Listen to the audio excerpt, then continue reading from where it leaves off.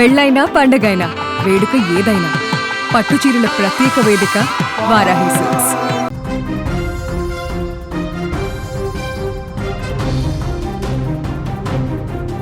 రెక్కలు ముక్కలు చేసుకొని పిల్లల్ని పెంచిన తర్వాత వయస్సు మీద పడ్డాక ఎవరి మీద ఆధారపడకుండా బతకడానికి ఆ వృద్ధులకు ఉన్న ఒకే ఒక్క ఆసరా ప్రభుత్వ పెన్షన్. 1వ తారీఖు రాగానే చేతిలో పడే ఆ కాస్త డబ్బుతోనే వాళ్ళ మందులు కానీ ఖర్చులు కానీ వెలదీస్తుంటారు. కానీ ఇప్పుడు తెలంగాణలో కొత్తగా పెన్షన్ల కోసం అప్లై చేసుకున్న వృద్ధులకు ఒక బ్యాడ్ న్యూస్ వినిపిస్తుంది. రేవంత్ రెడ్డి ప్రభుత్వం వృద్ధాప్య పెన్షన్లకు మంగళం పాడనుందా? అప్లికేషన్లు ఎందుకు పెండింగ్లో పడ్డాయి? ఆర్థిక భారం పేరుతో వృద్ధులను పక్కన పెడుతున్నారా? ఈ పెన్షన్ల పంచాయతీ ఏంటో ఒకసారి చూసేటువంటి ప్రయత్నం చేద్దాం. వివరాల్లోకి వెళితే ఆగస్టు 15 నుంచి రాష్ట్రంలో కొత్త పెన్షన్ల మంజూరు ప్రక్రియను ప్రారంభిస్తామని ప్రభుత్వం ప్రకటించింది. అయితే ఇక్కడే ఒక పెద్ద ట్విస్ట్ ఉంది. ప్రభుత్వం కేవలం వితంతువులు, దివ్యాంగులు, గీత కార్మికులు, డయాలసిస్ బాధితులు, ఒంటరి మహిళల దరఖాస్తులకు మాత్రమే ఇప్పుడు ప్రాధాన్యం ఇస్తోంది. మరి వృద్ధుల పరిస్థితి ఏంటి?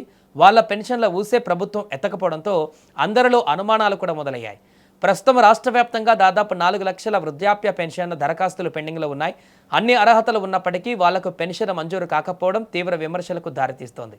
మరి గవర్నమెంట్ ఎందుకు ఇలా చేస్తుంది? దీని వెనుక ప్రధాన కారణం ఆర్థిక భారం. కొత్తగా 4 లక్షల మందికి పెన్షన్లు ఇవ్వాలంటే ప్రభుత్వ ఖజానా పైన నెలకు కోట్లల్లో అదనపు భారం పడుతుంది. ఆ భారాన్ని మోయలేకనే దరఖాస్తులను పక్కన పెడుతున్నారనే వాదన వినిపిస్తోంది. దీనిపై ప్రతిపక్షాలు రేవంత్ సర్కార్ పైన తీవ్ర స్థాయిలో మండిపడుతున్నాయి.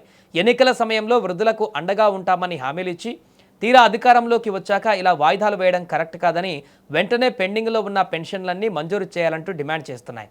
అయితే ప్రభుత్వ వర్గాలు మాత్రం ఈ విమర్శలను కొట్టిపారేస్తున్నాయి. రాష్ట్ర ఆర్థిక పరిస్థితులను చక్కదిద్దుకుంటూనే అప్లికేషన్ల అర్హతలను లోతుగా పరిశీలిస్తున్నామని చెబుతున్నాయి. దశల వారీగా ఈ పెన్షన్ల ప్రక్రియ అంతా కంప్లీట్ చేస్తామని అంటున్నాయి. కానీ వయస్సు మీద పడి ప్రతి నెల వచ్చే ఆ కొద్దిపాటి సాయం కోసం ఎదురు చూస్తున్న ఆ పెద్దవాళ్లకు ప్రభుత్వ మాటలు ఎంతవరకు ఊరట ఇస్తాయి అనేది ఇప్పుడు పెద్ద ప్రశ్నగా మారింది.